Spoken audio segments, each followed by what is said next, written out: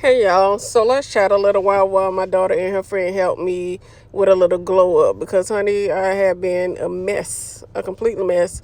After days of being home alone while my husband has been out working hard and the kids have been gone, I realized that I had to do something with myself. So for nearly 5 days, I barely stepped foot outside the house, barely honestly like stepped outside of my room. I was just eating, sleeping, praying and resting. As this pregnancy gets deeper into the third trimester, my fatigue has just been hitting me hard.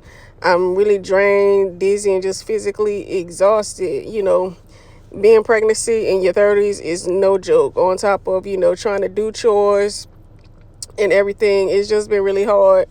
And, truthfully, I've just had, a lot weighing on my mind.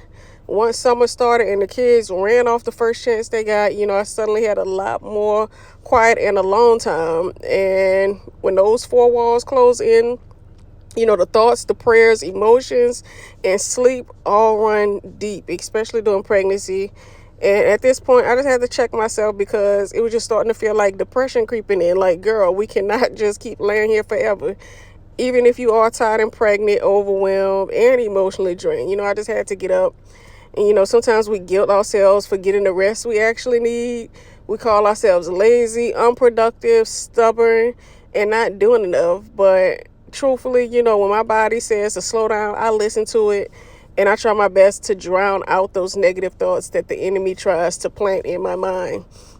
There's absolutely nothing wrong with resting, especially when you're going through a hard season. Growing a human or carrying the weight of family on your shoulders. But, when you finally feel that little pull that says, get back up again, but you still don't feel like you quite have the strength to do so, it's okay to ask for help. So, to the women struggling to get out of bed today, just start simple. Sit up in a chair, wash your face, open the blinds, set up your camera, put on a little lip gloss, do just a little self-care to remind yourself who you are. One step at a time still counts toward progress.